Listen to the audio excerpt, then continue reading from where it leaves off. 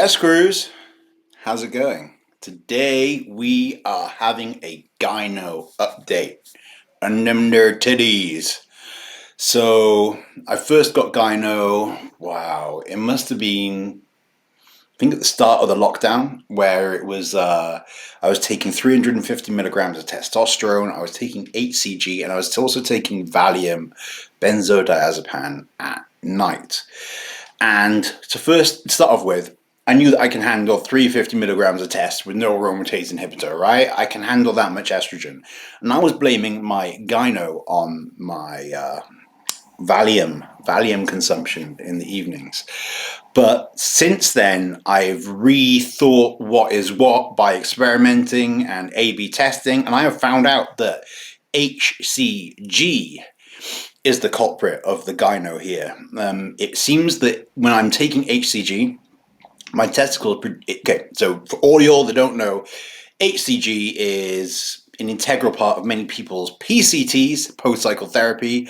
It stands for human chorionic gonadotropin. Oh yeah, it rolls off the tongue.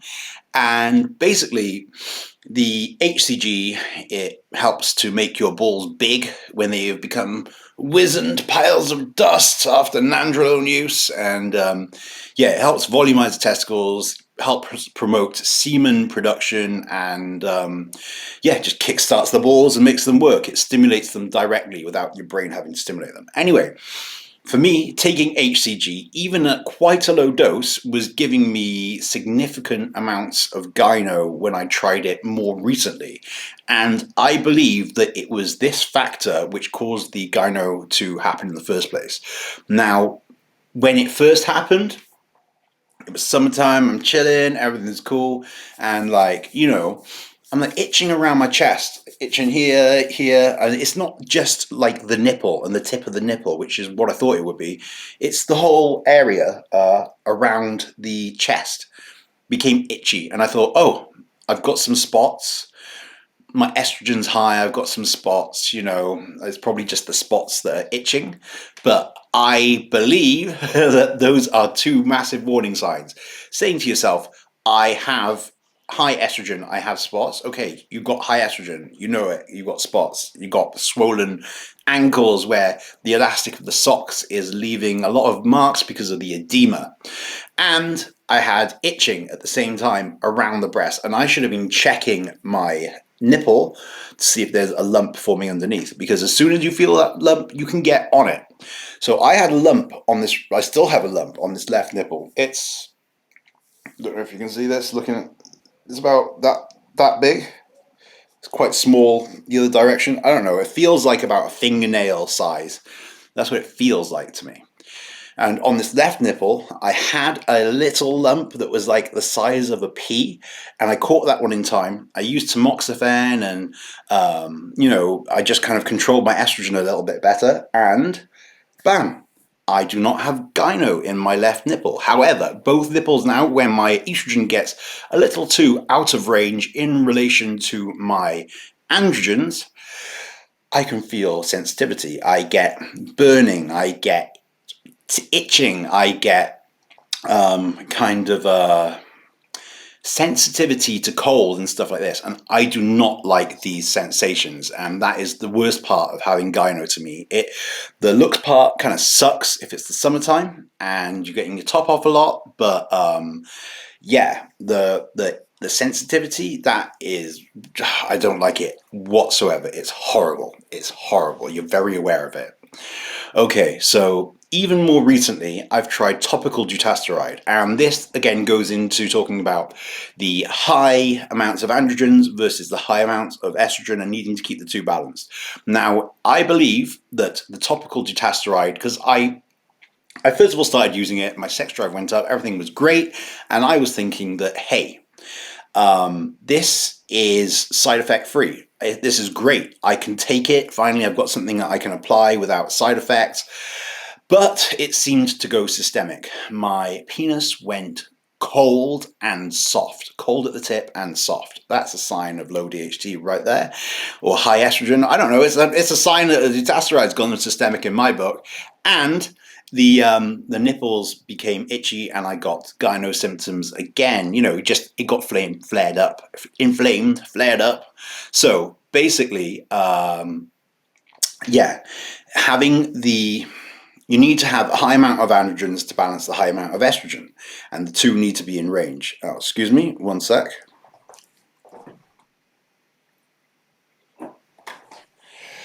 Sorry about that. Let's get a little drink going on. I was using the Nordic Spirit. It is a tobacco product as a stimulant, a cognitive enhancer. And I think I've had just about enough. I'm very sensitive to nicotine, and it seems to be working, and that's enough for me. I'm tapping out. So basically, it's a little pouch you put underneath by your gum. But anyway. So even more recently, yeah, with the topical dutasteride, I was getting the nipple sensitivity.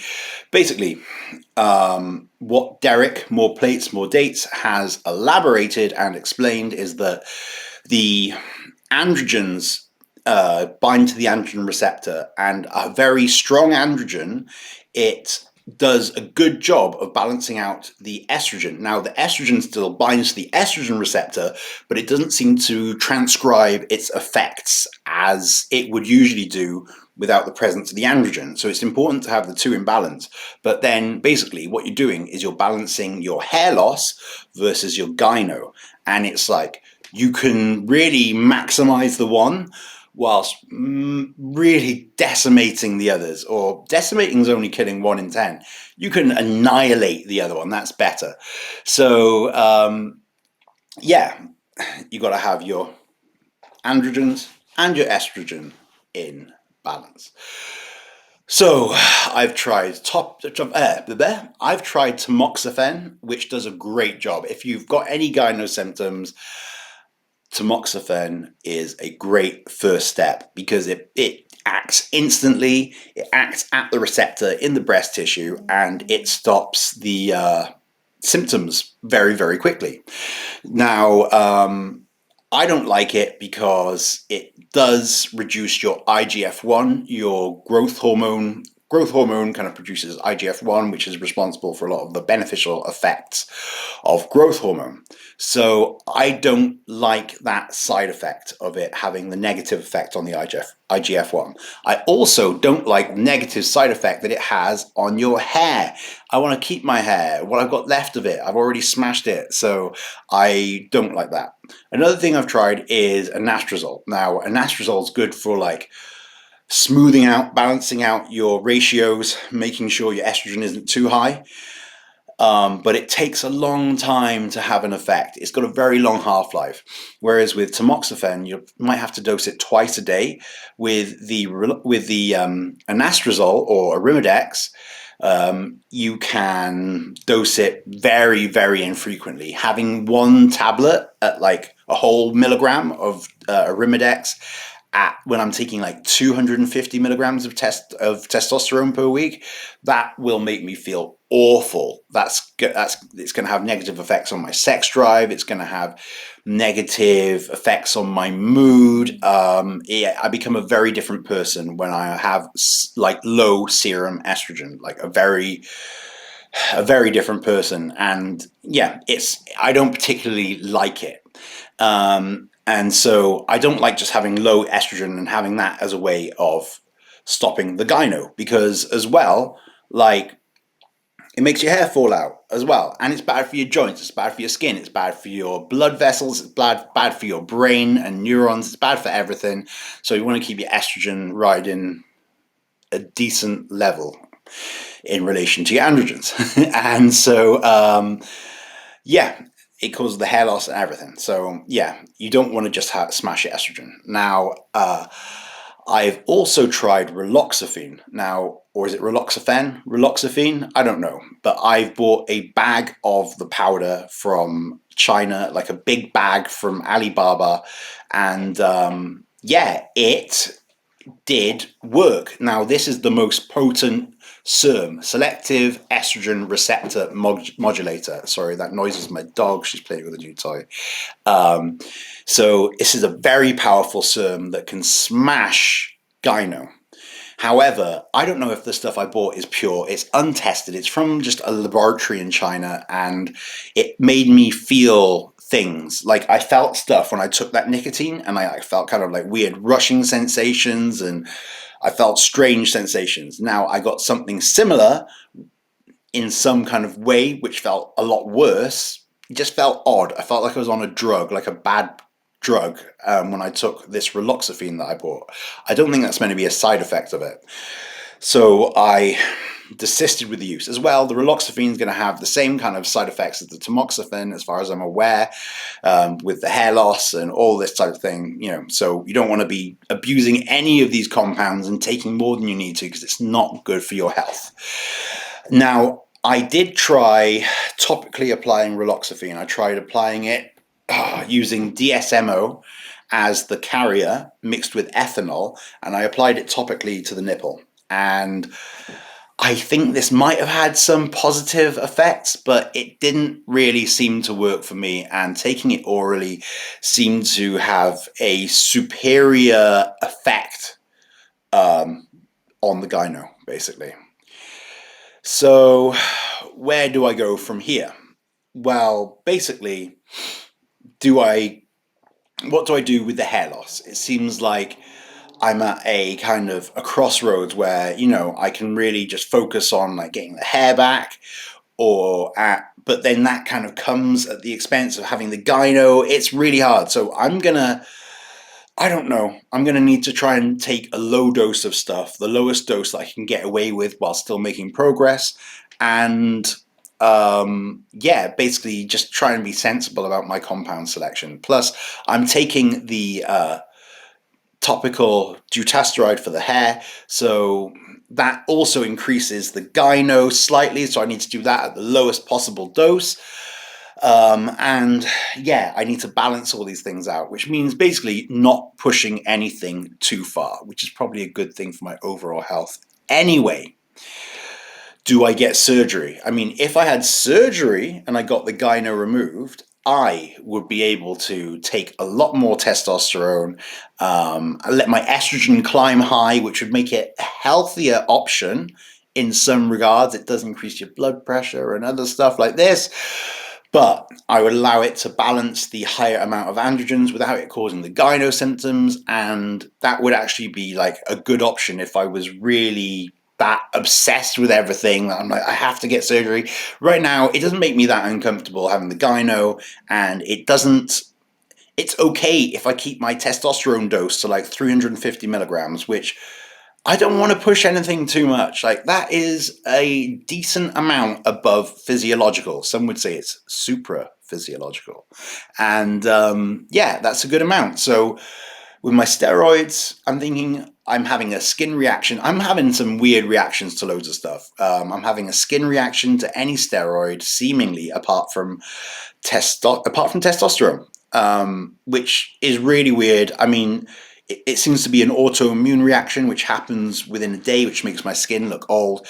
It happens faster than the steroids can actually transpire.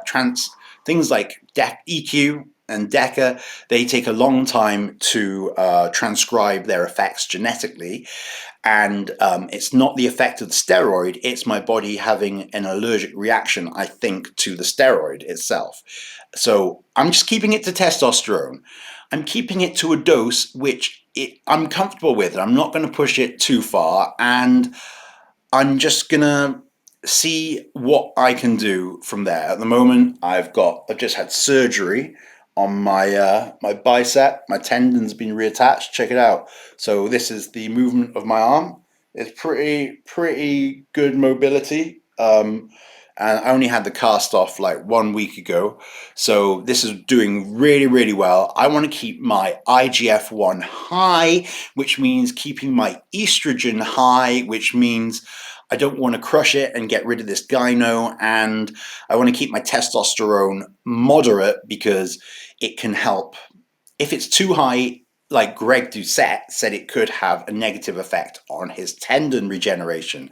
So keeping everything a bit above normal, but not too high, and not smashing my estrogen, and just having enough of everything to stop me having gyno symptoms that are very severe or very regular, and at the same time not taking many aromatase inhibitors, SERMs, or things that are going to crush my estrogen and ruin my health long term. So that is my plan going forward. I'm really eager for all of you to give me your feedback and let me know what you would do in my situation. And I want to know about your experiences too.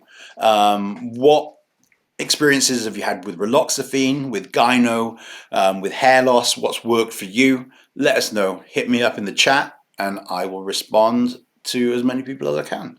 Catch you later. Peace.